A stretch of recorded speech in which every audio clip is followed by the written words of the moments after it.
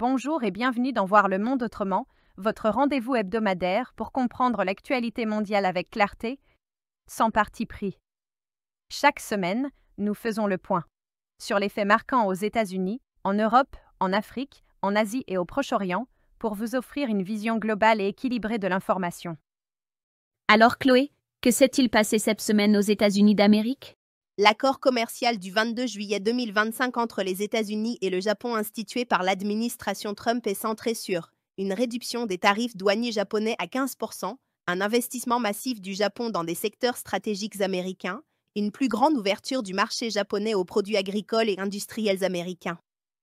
Il se distingue par le volume sans précédent de financement et par des concessions ciblées, tout en excluant certains secteurs sensibles comme l'acier et l'aluminium. Les réactions divergent. Les autorités saluent un modèle d'accord, tandis que certains industriels américains expriment leur inquiétude sur les conséquences concurrentielles. Lors de leur rencontre, fin juillet 2025, à Turnberry, en Écosse, Donald Trump et Ursula von der Leyen ont conclu un accord cadre. Ils fixent un tarif uniforme de 15% sur la majorité des exportations européennes vers les États-Unis, avec des exceptions sectorielles.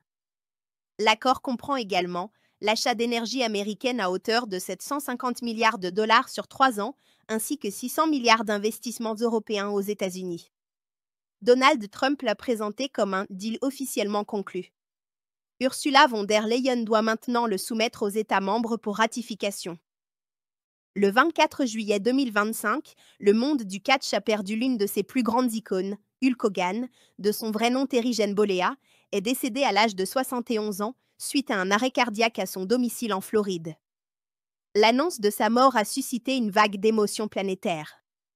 The Undertaker, Ric Flair, la WWE et même Donald Trump lui ont rendu hommage, saluant l'un des plus grands superstars de l'histoire du catch. Sa disparition marque la fin d'une ère et laisse un vide dans la culture populaire mondiale.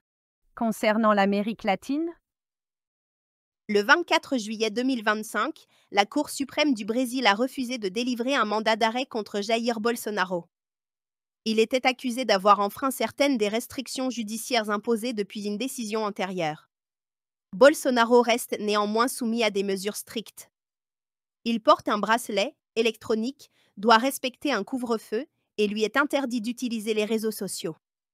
La procédure en cours porte sur des irrégularités post-électorales, notamment une présumée tentative de coup d'État. Le 25 juillet 2025, le gouvernement argentin et le Fonds monétaire international ont conclu un accord au niveau du personnel.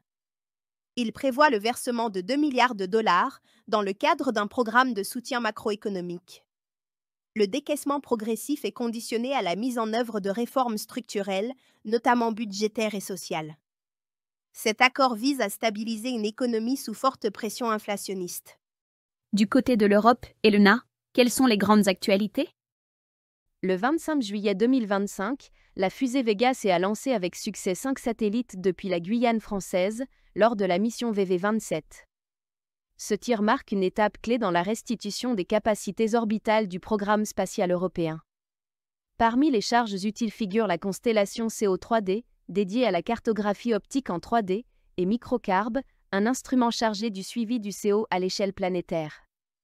Ce lancement réussi s'inscrit dans la reprise progressive des vols Vega en 2025, après l'échec du vol de décembre 2022. Le Premier ministre hongrois Viktor Orbán a déclaré s'opposer au futur budget pluriannuel de l'Union européenne, 2028-2034, tant que les fonds suspendus à la Hongrie ne seront pas débloqués. Ces fonds sont actuellement gelés en raison de préoccupations liées à l'état de droit dans le pays. Le budget proposé s'élève à 2 000 milliards d'euros et met l'accent sur la compétitivité, la défense et la solidarité européenne. Cette prise de position souligne les tensions persistantes sur les valeurs démocratiques au sein de l'Union. Le 24 juillet, la Commission européenne a annoncé une surveillance renforcée du commerce de déchets métalliques, notamment d'acier, d'aluminium et de cuivre.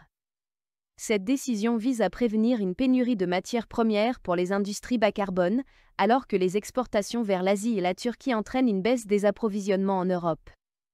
La Commission envisage des mesures plus strictes d'ici la fin septembre, si les déséquilibres commerciaux persistent. Ribblingen, Allemagne, le 27 juillet, un train déraille, au moins 3 morts. Et en Afrique, Mia, quelle nouvelle marquante? Au 25 juillet 2025, lors d'une déclaration à la conférence du G20, Thani Mohamed Soilihi, ministre délégué chargé des relations francophones, a affirmé que la France ne s'estimait plus responsable de la sécurité au Sahel à la suite du retrait de ses dernières bases militaires. Il a annoncé une nouvelle approche diplomatique non militaire fondée sur la coopération avec les États africains partenaires. Visa Inc. a inauguré son premier centre de données en Afrique du Sud, situé à Johannesburg, dans le cadre d'un investissement de 57 millions de dollars sur 3 ans à l'échelle du continent. Le centre est intégré au réseau mondial VisaNet, utilisé dans plus de 200 pays, et vise à renforcer l'innovation locale ainsi que la souveraineté financière africaine en réduisant la dépendance aux systèmes internationaux. Au cours du premier semestre 2025, l'État nigérian de Katsina a enregistré au moins 652 décès d'enfants liés à la malnutrition, selon l'ONG Médecins sans frontières. Cette hausse dramatique est liée à des coupes majeures dans l'aide humanitaire internationale, dans un contexte marqué par la violence, les déplacements de population et un accès réduit à l'alimentation. Et maintenant, tournons-nous vers l'Asie avec Méline. La Chine a lancé, le 19 juillet, la construction d'un méga-barrage sur le Yarlung Tsangpo, dans le sud-est du Tibet. Le projet, situé à Médog, est présenté comme le plus grand complexe hydroélectrique au monde. Il comprend 5 stations en cascade, pour une production estimée à 300 milliards de kWh par an et un coût total de 1,2 trillion de yuan, soit environ 170 milliards de dollars. La mise en service est attendue dans les années 2030. Le barrage suscite de vives préoccupations géopolitiques et environnementales, notamment de la part de l'Inde, du Bangladesh et d'organisations de défense des droits tibétains. Pékin affirme vouloir concilier développement énergétique et protection écologique. Au Bangladesh, le 21 juillet 2025. Un jet d'entraînement F-7 BGI de l'armée de l'air s'est écrasé sur le campus du Milestone School, à Dhaka.